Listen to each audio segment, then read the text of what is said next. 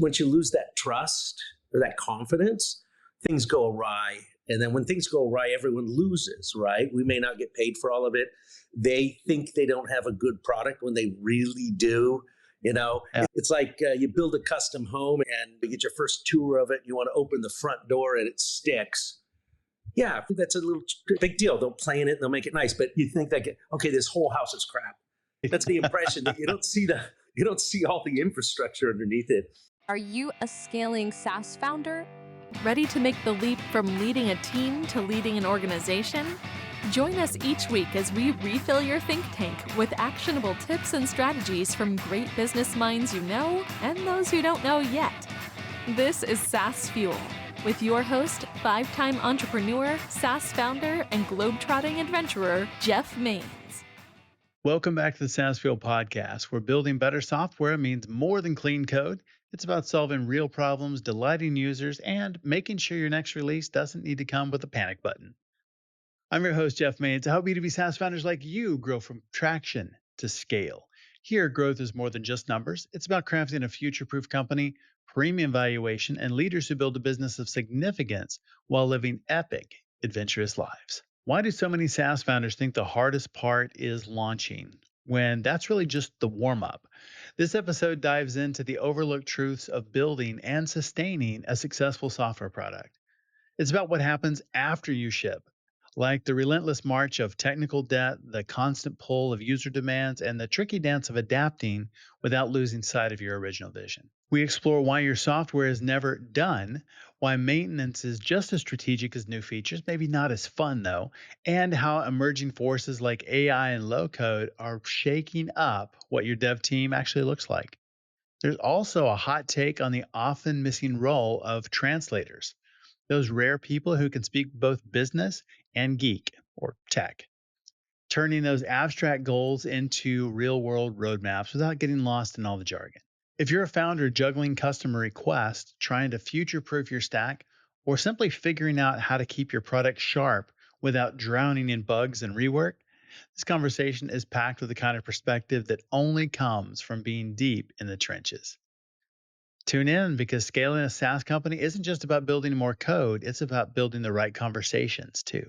Our guest last Thursday was Scott Anderson, author of You're Not Toast and the force behind Double Dare, where he helps high-performing professionals overcome burnout and realign with what truly matters. On his episode, we explored why burnout is more than stress. It's a narrative rooted in fear and perfectionism. He also shared his burnout breakthrough method, a practical path to quick, lasting transformation built on clarifying values and community support. And our founder last week was Eli Portnoy, 3-time founder and strategic thinker, whose ventures include Backengine.ai, Sense360, and ThinkNear, companies that reshaped mobile advertising and consumer insights before being acquired for a combined $66 million. Eli brings unmatched expertise in blending qualitative customer narratives with rigorous data. His episode was a deep dive into scaling SaaS the smart way by building strong feedback loops, empowering teams with context, and always putting the customer's voice at the center. If you missed either of those episodes, go check them out. Really good stuff there. My guest today is Nik Froehlich, founder and CEO of Saritasa, a tech solutions company he launched way back in 2005 with a mission to bridge the daunting gap between innovation and business. And man, has that gap grown. They're filling it well. Driven by a passion for how technology can elevate everyday life, Nik has spent 2 decades guiding organizations through the complexities of custom software development. Under his leadership, Saritasa has empowered countless businesses to overcome their hesitation around adopting new tech, transforming operations and unlocking growth with solutions that are tailored, scalable, and built for the future. More important than ever these days. Welcome someone who stands out at the intersection of visionary tech and practical business execution, Nik Froehlich. Hey, Nik, welcome to SaaS Fuel. So thank you. Happy to be here. You founded Saritasa nearly 2 decades ago with a big mission to help businesses overcome tech hesitation. So tell me a little bit about what pain point you saw in the market back then that still exists today. Actually, it still does exist today.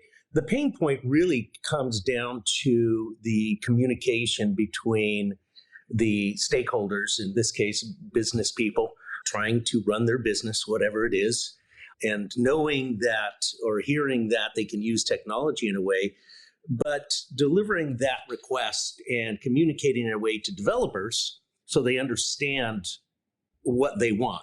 Because developers speak a different language. Yes. And I feel like Saritasa is just simply a translator. That's where it started out with, because I could speak to technical people because I had a passion for it. I'm not a deep developer. I did a little bit of development. You learn BASIC and Pascal and some HTML, a little bit of database. But I understood very quickly that CEO of a company or somebody that's trying to build something, a tool, and then tries to articulate that, what they get back often was technically it did all that.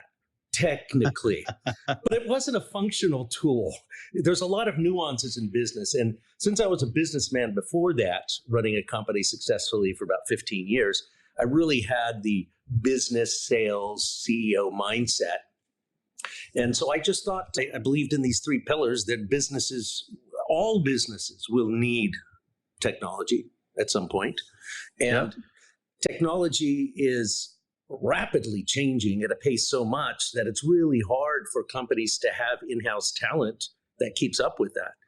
So there's an unlimited amount of need, and we're just a services business. We provide that need, and that's the staple between it. It's understanding what somebody needs in technology and then utilizing skilled people to make it happen.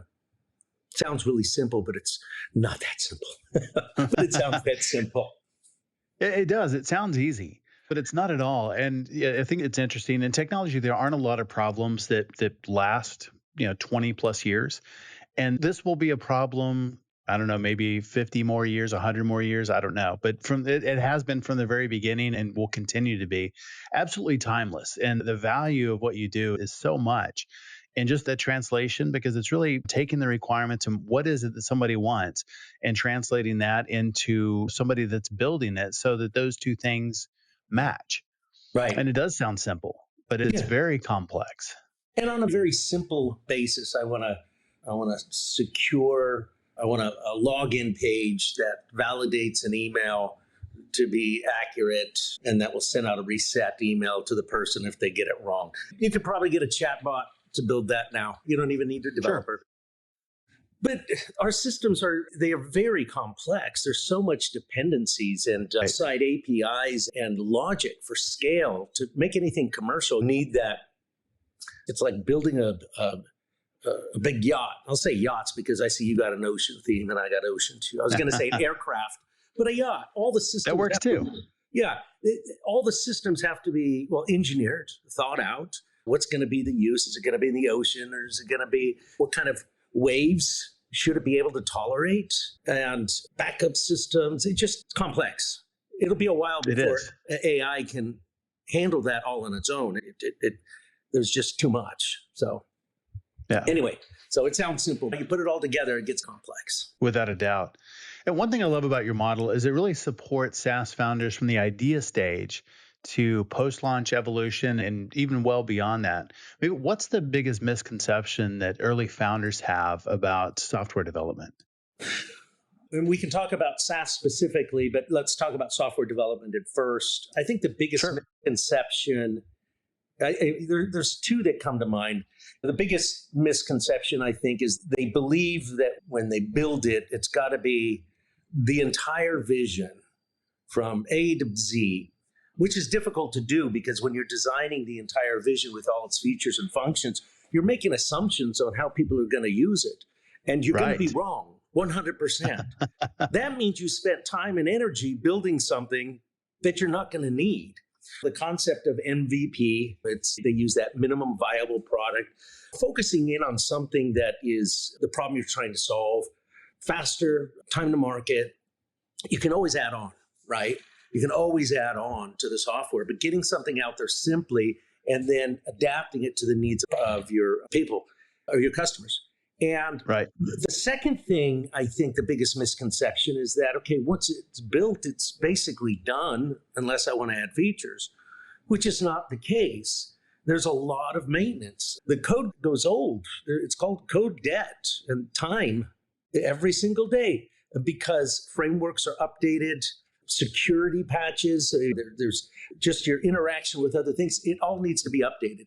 And the cost of that rises with the age of the product and the complexity of it. So the cost is significant. It's once you build it, you have to maintain it, just like anything else. Just the boats we talked about, right? You have a crew, they're constantly cleaning it, they're constantly doing it. If you don't do it, it's going to eventually become useless. Right. And we see that. We see that. We see people come and say, take a look at this. It's, oh my gosh, you're 5 years behind on your frameworks. You need a major overhaul. Yeah. But it works. Yeah, but not much longer. So those are the two biggest misconceptions, I think, in building the software. From the SaaS standpoint, it's the biggest struggle I see is it's that the amount of effort to keep the SaaS product working for your customers is a big deal. Most people think they'll build a SaaS product and now I'm going to make all this money off of it. Even if build you it maintain once and monetize it forever. Yeah. And even if you budget it in to maintain it, that's great. The fact is customers come to you and they say, hey, I need this product to do this because if not, I'm going to go to this other SaaS product. It's, whoa, wait a second. Okay, we'll build it in. A lot of customers do that. And I find some SaaS owners, their customers dictate the feature set of the SaaS product, which is good and bad, but you got to make a decision which ones because they're spending a lot of money continually adapting the SaaS product. And they're not figuring that in, I don't think, because that's tough. It's not build it, make all this money. And then with AI, just look right now, if you're a SaaS product and you're not rolling out some kind of AI tool in that, I mean, even my QuickBooks or whatever we're using, it's got all this, you got to do it. Maintaining a SaaS product is a big deal. It really is. And I think particularly demanding in SaaS for the exact reasons you said is features. How do you balance those feature requests? And sometimes they come from really loud customers and maybe they're good, maybe they're not. So you got all these feature requests and then you have your product roadmap and your product vision. How do you balance those two things? Because ultimately we're looking for long-term success. Yeah. That's a good question. I have quite a few SaaS customers that are successful. I've been doing it for years. And some of them are pretty big companies, and I've seen them put their foot down on multi-million-dollar customers and just say, we're not doing it until the customer said, okay, we're quitting. And then they decided to do it and gave us the budget to do it. So, and these are big companies, organizational companies that have this discipline but even then they can't. I'm a joint venture partner on one of these SaaS products. And the CEO is always coming up to me and he goes, gosh, the customer's asking for this. And wouldn't it be great? Because I think I could sell it over. And I'm like, oh, I put so much resistance. It's okay. He's going to buy on. That's not going to pay for the product. How do you know you can sell it? And then we have to maintain that again. I think there isn't an answer for that. It's knowing the business, making decisions. This is probably the most important decisions that a CEO for a SaaS company can make. How much am I going to allow my customers to drive this, and does it make financial sense? And that's where I think you have to understand the costs associated with it, your revenues, projections, some pretty sophisticated business analytics, and understanding the moment you build something, that's a forever cost to maintain. Yep. And the bigger it gets, so you got to accumulate those. You got to understand. You can't just add that and I'm going to retain a customer. There's costs associated with that. I made that mistake a lot in the early days in building things. One, we had great development talent and a lot of it was relatively cheap. So we could build anything and we were really good at it and fast. And that turned out to be a real problem later on because then we had to maintain it over the years and it became a lot more difficult. What maybe pivots or maybe a mistake or misstep you made in Saritasa's early days that shaped how you lead today? It's a great question. I'm not going to say I didn't make any mistakes because I know there were plenty of them. I think the biggest mistake is allowing something to get expectations to get out of control or unmanageable. So especially if you're doing business with somebody that doesn't understand technology, which is most of our customers. A lot of the larger customers we have now, we're working with pretty smart technical people there. And so they know the routine. They know what to expect from a development company. But when you're dealing with some startups and things like that, since they're so unfamiliar with the development process and bugs, they expect shrink wrap. It's okay, I got a release for you. Well, let me see it. Oh my gosh, it's full of bugs. I'm not paying for that. It's part of the process. It's not perfect. Shrink wrapped out of there. Nothing is. And they get frustrated and stuff. And then it leads to, once you lose that trust or that confidence, things go awry. And then when things go awry, everyone loses. We may not get paid for all of it. They think they don't have a good product when they really do. Yeah. You build a custom home and you get your first tour of it. You want to open the front door and it sticks. Yeah, that's a little big deal. They'll plan it and they'll make it nice. But you think that, okay, this whole house is crap. That's the impression that you don't see all the infrastructure underneath it. So we take we really focus on maintaining, keeping a sharp eye on that relationship. And if there's any dissatisfaction, or even if they say, I don't think I should pay for that, we call it a little relief valve that the project manager is allowed to have. It says, okay, that'll be unbillable. We'll agree with you. And to relieve those tensions a little bit, even if they're right, we're wrong, or we're really watching that to make sure that it doesn't that we keep their confidence. I think that's it. I think because the development part is, if you've got good people, that's not that hard, right? You work with them, you get your requirements, you understand. If you do all that right, that's not hard. What's hard is managing those expectations of something that's really not that tangible. The only thing that's tangible is that IU at the very end, and that's tip of the iceberg. Right. Yeah. Right. I think that's a really tough thing about maintenance and technical debt, is that it's all underwater. You don't see a benefit from it, but you still have to budget for it. It still has to be part of it, not just shipping new features, which is the fun part. Yeah. How should founders think about that, and maybe what's the cost if they don't? Yeah. What we started doing now is, for our customers, we'll do quarterly code reviews. So we have a team that does that. Is like your diagnostics test that you hook up to your car on the computer, right?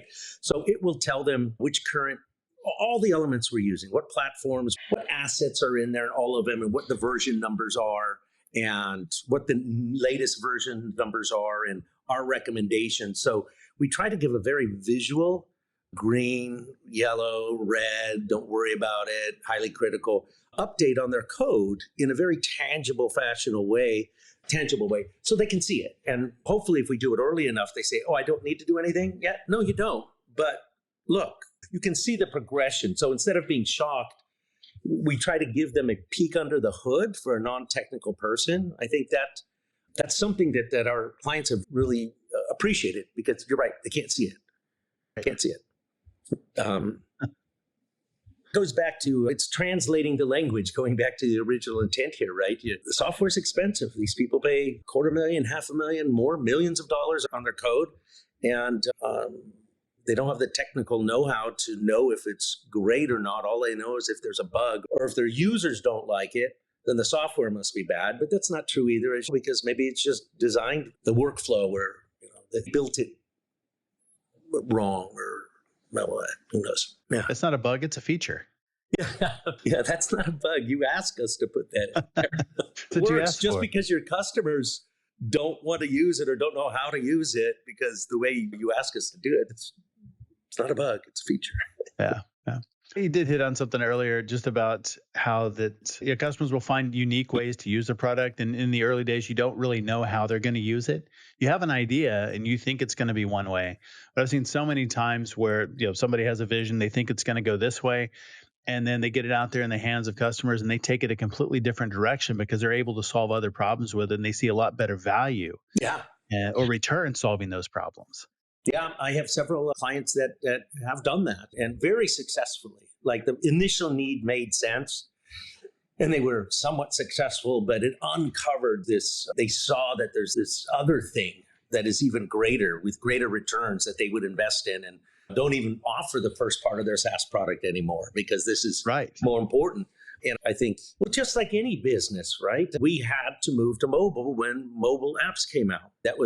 We didn't even need to have to. It was great. That was an opportunity, right? And just like any business, you just have to change and adapt it. But that's what makes SaaS a little bit difficult is because the concept behind SaaS is I have this software that does this thing and people will pay a license to do it, but you got to recreate that or change it often to meet that demand. It's not just a one-time build it and make the money. Yeah. That's exactly and then right. half the time you got to spend a lot of money teaching your clients how to use this SaaS product. Yes. How many of us have signed up for some kind of SaaS product and it looks like it has all these tools and stuff? I can't use this. This isn't helping me. Yeah. And I think we've had some very good successes with some of our clients that a large portion of this is we're using the SaaS product as an internal tool for the client. We just say, okay, you got the license for the SaaS product. Would you also like to license us to do all your work for you on it? And they're all like, hell yeah, we're busy. So they love the Exactly. product because they can access it. They can access the reports and everything, but actually putting the data in and doing all this stuff, we have a customer service team that will do that for them for an additional fee. So that now is it an internal tool? Is it a service we're providing? It's a hybrid, right? Yeah. So I think some of the most successful companies are that way because that's how the companies get value. yeah. As the software as builders, it makes complete sense to us because we built it. Right. And then you put it in the hands of customers and I don't get it. I don't understand how to do it. And they'll come around and it just takes a little bit of time because a lot of products have a learning curve. Yeah. But being able to bridge that or really provide that value early on, I think makes the solution much more sticky. Yeah, it certainly does. Yeah. Yeah, but a lot of these things are hard to plan out. If you're putting together a business plan for a SaaS product, you really don't know how much should we budget? How many people should we have for customer service to help people? You don't know until people start using it. If you have a product like Jira, which, software development or project management tool, or Atlassian or whatever they call it, most of the users are developers and project managers. Right. You don't need any customer support or hardly any. People are going to know how to use this. But most CRM systems for companies, sales tools and stuff, they enter their name and the phone number and say, okay, now I got a nice Rolodex. No, man. CRMs are very powerful tools once you dig in there a little bit. Right. Yeah. So many companies just stay at the surface and they don't get the value. Yeah. Yeah. Culture-wise, how have you built a team that can flex across so many different product visions and tech stacks and industries? What is your secret to keeping talent aligned and motivated? So my partner is the CTO. He's the technical side of this. I told you I came more from a business background, but love technology. I do as well. He started his own little development company, 5 people or so, and I stumbled across him and I started contracting. As I got more work, I didn't have developers and I used him. Anyway, you keep the long story a little shorter. I bought his company. We merged and became partners in this. So he's the technical side. So I'm out there getting the work. He's doing the work. And I guess I was raised, the customer always comes first. Grew up in hospitality. I was a busboy and a waiter, and that customer's always first. And he's like, Nick, no, you can get a new customer easily. I can't get a good new developer. We put our developers first. It's like, dude, that's not how business works. Yeah. He's from Russia. We have different cultural differences. And he's an American citizen now. But I thought about that a lot. It's interesting. So we do that. We really take an approach that it's not business first. I think what it is our culture. Everybody here loves working here at our company because they love technology. If they don't like it, we encourage them to move on. Don't stay here if you don't love it here. Yeah. And we really take care of them. And I've come to realize that it is the people. We didn't have the greatest people initially, but by keeping that up and really putting them first, I think he was right. I can get just about any client. And we will fire a client. We've had some clients really just treat our people poorly. And I'm sorry, you're driving my person nuts and they're going to quit their job. I can't afford that. You're not worth it. And then we have the culture building. We all have our families and stuff. We're not just a bunch of young people anymore. We go out every evening at happy hour or anything. I got a family, and most people do, but we make sure we have a lot of face time together. I think that's it. I pay them as well as we can. We're not Google. But if they could get a job at Google, I'd say go. Somebody's going to pay you $1 million a year or something. Go. You don't need to be loyal to me. Yeah. We have about 250 people. And some people leave sometimes and they want to do that. And you get some rogue people that just, I don't know. It's taken a long time, but it's worked. We don't have turnover. Most people in the company have worked 10 plus years here. That's awesome. Ever notice how every leadership book tells you to take the journey, but none really show you the map? Well, after scaling multiple companies to over 260 million in combined revenue and working with over 1,000 leaders, I discovered the key difference that separates leaders who burn out from those who build unstoppable momentum. It's not strategy, not charisma, it's not even luck. It's relationships, specifically 4 of them. My new book, The Captain's Keys, reveals the stability matrix, a proven system that transforms leadership from survival into sustainable success. Inside, you'll discover the 4 critical relationships every leader needs and exactly how to build them. You can get your copy at thecaptainskeys.com, Amazon, or your favorite bookstore, and it's available in print, ebook, and audio. You don't need another playbook. You just need the right people in your boat. Yeah. And there's definitely something to be said with really loving what you do. It's not just about the money. And if it is, sounds like maybe in your culture, if it's only about the money, probably not a great fit anyway. It's got to be something more about serving customers and delivering great solutions. Because it's aggravating. It's aggravating when you've told a customer 100 times and stuff, and then later on they don't remember. And it's aggravating. So you got to love it for a reason. And I think we could sell a lot more projects if we were just out there to sell them. And I know the software development industry, there's a lot of those companies. There's a lot. And buyer beware, because we see them. We'll spend weeks scoping something and very thorough and really have conversations. And our proposal is maybe, I don't know, $250,000 or something like that. Or when they said, oh, we found somebody else that can do it for $80,000.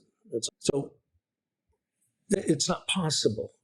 It's not possible. I don't care what and even if you're paying them $10 an hour or $20 an hour, then they don't have the know-how to do. So that's frustrating. That happens. Sure. Oh, so my point is we've made a conscious effort to not put the sales first. It is what it is. Let the chips fall where they may. We're going to quote it. We're going to quote it right. We're going to lose some and we're going to get some. And we have some pillars and principles that everybody has to abide by when there is a conflict with a client or anything. It's our Bible, if you will. We just go to it right away. We say, okay, we're going to assume risks. So this is not a you against me. You're the client. We're this. We're going to share those risks. We're going to share the wins. We're going to share the losses because we're in the same boat together. And that helps a lot too.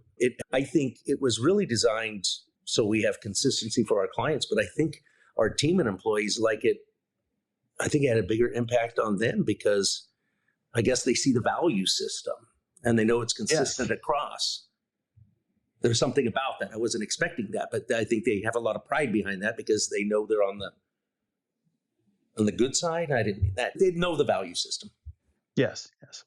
I think that helps a lot, even when you do give in to a customer request, and maybe it is unreasonable, but there's a logic behind it and it's a values match. And I think it's real easy for them to look at that and say, okay, I get it. And I would have made the same decision because we live by the same set of values. And that's what we do here. And where if there's nothing like that, and now there's an exception, oh, this is terrible, you just give everything away, and there's all these exceptions that we have to deal with. And so it really, I think, can create some disharmony without having that alignment and really those shared values where they buy in and they get it. They understand the decision process and they go, yeah, I would have done the same. Yeah, you don't want somebody who's been working for you a long time sitting at a happy hour with their friends going, I just can't believe this company, the decisions they're making. But you don't want that. You don't want that. That's bad. Yeah. So. You brought up something interesting, and that is just a lot of companies out there do development outsourcing, some of them really cheap. And I think it's one of the things that is given outsourcing, and we'll just put a really broad definition on that, but outsourcing a black eye at times.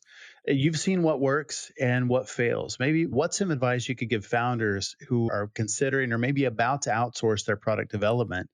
Could be for the first time. Wow. I really think that if they're going to go outsource, I would tell them, don't even look at or consider what the cost is until it is what it is. It is what it is. And there's some range there. If you're looking to build a proof of concept or something, and you're not even sure how commercial grade this has to be, you can select a firm that has less credentials, smaller. These are the things to look at, right? What are their size? What have they done? Again, forget the price for a second because there's too many variables in that. There's the number of hours and their hourly rate and stuff. But you got to look for the size of firm that I think is aligned with your project size. If you're an enterprise company, you're probably not going to come to me unless you're a business unit there. We do work for some business units. We're not going to take on government contracts and do $3 million projects and plus. That's not our size. And they like to sit around and have a bunch of suits sitting around all day long. We don't have that. We're fast. We're agile. At the same token, if you're calling me up for a website, like a little WordPress, we do it a little bit, and if you're not a big company, you could probably knock that out with somebody for pretty cheap. And I'm wrong. I'm the wrong size company for you because you're going to pay too much for us and you're not going to get as much. So I would say it's all about the communication, your comfort level, the size level.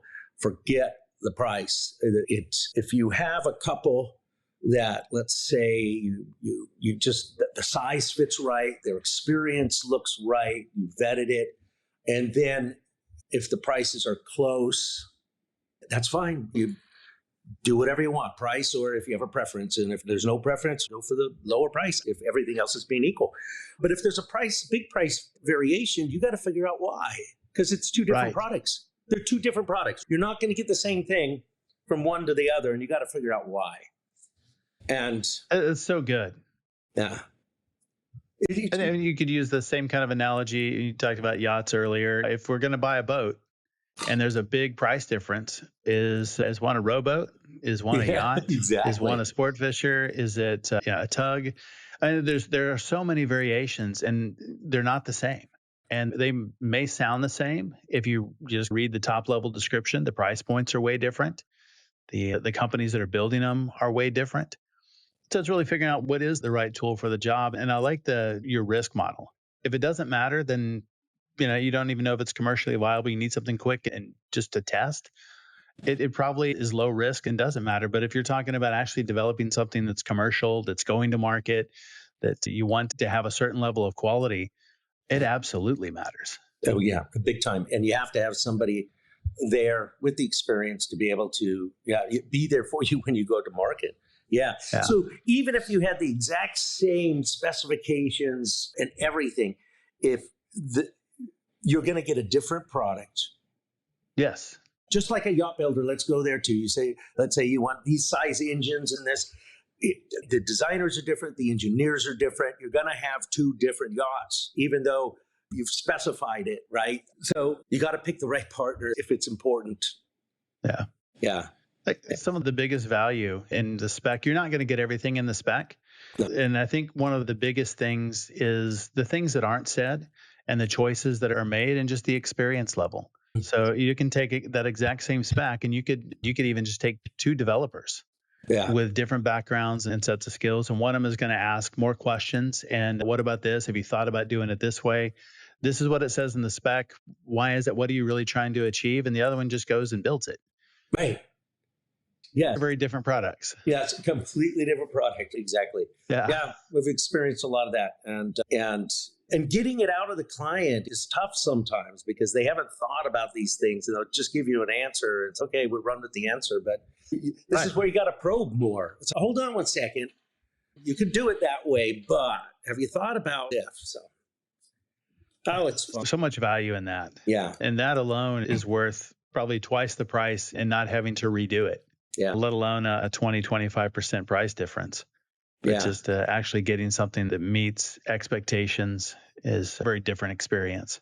Yeah, it is. We see a lot of that. We do code takeovers, we call them. People that they've built something or it's almost done or they're releasing it, but it's been a headache for them and they don't know what they have. And then we'll do a full code review and stuff. And sometimes it's really sad what we have to tell them. that there's really not much underneath the hood here.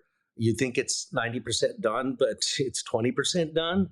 And anyway, that's off topic a little bit, but we see a lot of that where bad work. Yeah, I'm sure you do. Yeah. Especially in those code takeovers. I can't imagine doing that, just the messes that you would walk into and having the conversations. They said it was 80% done. Yeah. They typically start off with, we got this punch list of these things we need done, and then it's going to work. And we're all like, okay, but you've already got some code debt here that we can't even do that. We need to update it. I said, okay. And they get their first 2 invoices and it's okay, what's with this punch list? When are you going to get to that? It's like, we're doing refactoring still. And you mentioned this earlier. They can't see that. There's no value. Right. So I'm paying these invoices, but the product's the exact same. Yeah, it doesn't look any different. It doesn't. Yeah. It's different. Show me. I can't show you unless you can read code. Sorry. Yeah. Right. So anyway. That's why some companies focus on UI. Yeah. That's easy. That's easy to see, right? Yes, it is. Yeah. If you could say tattoo one message on the arm of every SaaS founder, what would it say about product development and planning? Wow, these are tough questions. If I could tattoo something on the arm of every SaaS founder. Yeah. About what? About product development or planning.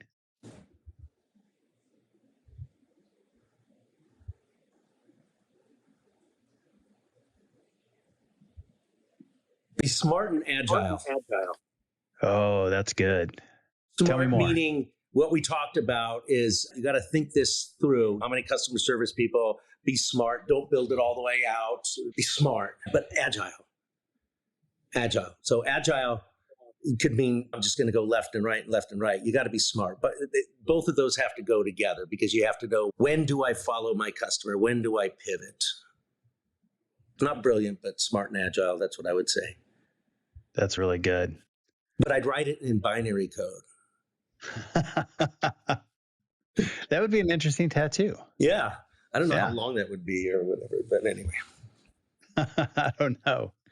That's pretty good. Be smart and agile. I like that. You mentioned earlier AI, low code, automation. That's definitely changing the dev landscape and continuing to get better and better. What role do you see custom development firms like Saritasa playing in the SaaS ecosystem over the next 5 years? How will you use AI, and what types of things will it maybe do that you're doing today? It's a really great question, and we spend a lot of mind power on that and research. So there are definitely 2 tracks, right? Internally, using the tools from the development side of it. We're certainly not coding using it yet, but we are experimenting with some creating automated tests and stuff. So the very, very simple junior level things. I think in the longer term, what may happen is that we'll probably have less junior developers and have maybe a senior developer working with maybe a few coding bots or something to allow them to do the work, but it needs to be supervised, right? You can't just build it and let it go because, as we all know, they hallucinate. They do little errors. And if you propagate an error one time and then you build on that code and propagate it, before you know it, you got a mess on your hands that you can't debug. So it has to be in a very orchestrated fashion. Since I'm not on the development side and technically I don't know exactly how far our team will be able to take it there. On the other side, to our clients, I think we first wanted to come out with some offering, and we were saying we'll build a AI bot for you. But I noticed right away they're dime a dozen. Things move so quickly, so we really didn't quite go out to market. What we did do is go to all of our existing clients and say, "Hey, we have an idea, and do you mind if we do a little prototype for free? Would this be helpful if we could have your product?" Like, for instance, we got this client that owns some gymnasiums, training for kids, gym. Okay. Yeah. And they do all these scheduling for this stuff and online scheduling stuff. So we built something there because they have minimum class sizes and stuff. And I guess it was just logistically a lot of work. But anyway, using the tools over the years and predictability so you could see which class sizes are going to fill up and which ones to put in there. Just a little tool. And they really liked it. And then they ended up paying us to build it. And then we've approached quite a few of our clients and say, hey, because they don't know. Most of our clients don't know. They're like, we want AI to do what? I don't know. It's just the cool thing. So we just want it to do all this stuff. And we're like, okay, so what's your data source? What? Can't you just train it? Okay, so no. So that route didn't work. So now we're actually going to our clients and saying, hey, we think we could do this for you. Customer service, what's your biggest headache? We'll ask them that. And then so we don't do... So I would say that we're not builders of anything AI. The tools are out there. We integrate AI functionality or LLM functionality into existing systems. We're even doing it internally in our own CRMs to help our salespeople. Like after they get off a call, most of those calls they're AI translated and they can hit a button and an email will go out. Very specific with all of our use cases and portfolios, things related to the subject matter. So the sales rep doesn't have to do all that. And that's relatively easy to do. And it's built into a SaaS product that we pay for, right? We just integrate that into it. So I think that's going to be, we're not a software development company that builds AI, right? We don't do that. We're not going to compete with that. But just like anything else, if somebody wants a payment system, we integrate with all of them, right? Stripe, PayPal, whatever it is. And it's the same type of thing for us. That's the way we view it is you want AI functionality? We can do that for you. And it's an easy entry. It's easy to start with something very simple. There's not a lot of money involved and to do a lot of these things. So that's how I see it. On the outside, it's all going to be based on consumer demand, of course. And then internally, that remains to be seen, right? How well we can use it. I don't believe in the hype that you develop software development companies that are all AI driven. I wouldn't hire one of those that write their own code, all of it. Is that possible in 20 years? Hell, it could be possible in 5. I don't know. Who knows? Probably. Yeah, I think technology is moving so fast. I think it's plausible in the future at some point, maybe sooner, maybe later, but we're not there today. No, we're not there today. Yeah, I don't know. I don't know what a software development company does but there's got to be some human element still, experience or something that's important. Yeah. I've had people ask me, even in my own company, if their job is going to remain here, not on the development side, on some other sides. It's like, am I going to be replaced by AI? So I guess a lot of people are thinking about that. My answer is absolutely not. I need somebody to yell at. I want to be able to do my functions. It will be replaced. There will be, I think, the way that we work today will be fundamentally different 5 years from now. Just like when we got computers into offices, we got cell phones, we got smartphones. Right. All of that changed how we interact, how we operate, the things that we do. But the roles, I think, will definitely still be there. They'll just the things that we do will be different. Yeah. I tried to explain it like you're in charge of this herd of AI bots that do all this work, but somebody's got to herd them around. I mean, it'll be different. It'll be different, right? Yes. Yeah, a lot more code review and maybe less code writing. Yep. Over time, I can definitely see that. But somebody's still got to overlook it and make sure that it's correct and it's doing the right things and not going off the rails. Yeah. Interesting times, going fast. I thought I saw a lot of change. I'm older than you, so my first business fax machine, not even on real paper, the coil paper. Like the thermal paper. The thermal paper and pagers. And the way I communicated to my services team, if it's a 911, you get off the freeway and go to the phone booth and call me. And if it's a 411, you do it when you don't have to get off right away. And that's how I started business, man. And it sounds so long. That sounds so archaic and old-fashioned. But now it's going fast. Yes, it is. Yeah, very fast. Where can people learn more about you and Saritasa online?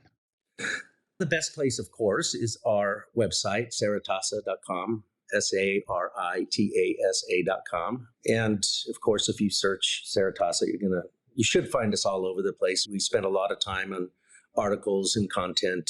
We have a LinkedIn page, and I think that's the only social media. But yeah, there's a lot of interesting things. We try to spend a lot of time documenting our thoughts. Just we have this conversation. We have papers that we've written on our thoughts about for companies. Should I do SaaS or custom development and things like that? We have a lot of those articles. Sure. In our portfolio, lots, thousands of jobs. You can imagine over 20 years.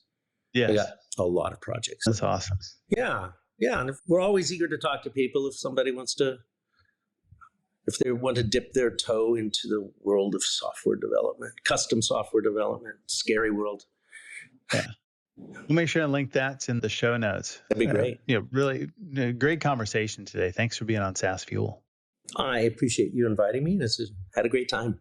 Thanks again, Nik, for coming on the show and sharing your insights and resources. You can learn more about Nik and Saritasa at saritasa.com. As always, all links, highlights, resources, and full show notes are available at saasfuel.com. And be sure to check us out on YouTube as well. It's at Champion Leadership is our channel. And we have full video episodes, training, outtakes, shorts, lots of resources over there for you on YouTube. Thought leaders share. If you're listening, I bet you're one because that's who listens. Share this episode with a peer who loves spotting patterns early. It's fuel for the way they already see around corners. Everyone who shares this week gets a custom 3D printed trophy that says Best Podcast Sharer Ever.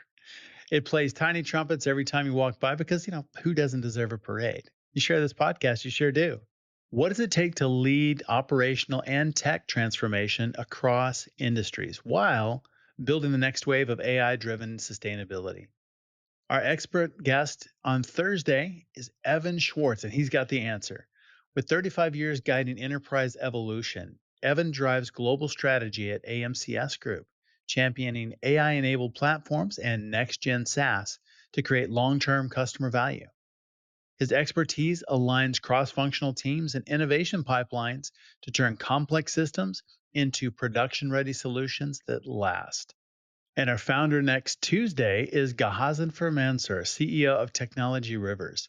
As a sought-after speaker, he shares valuable insights on entrepreneurship, outsourcing, artificial intelligence, health tech, and business growth. You definitely won't want to miss this episode.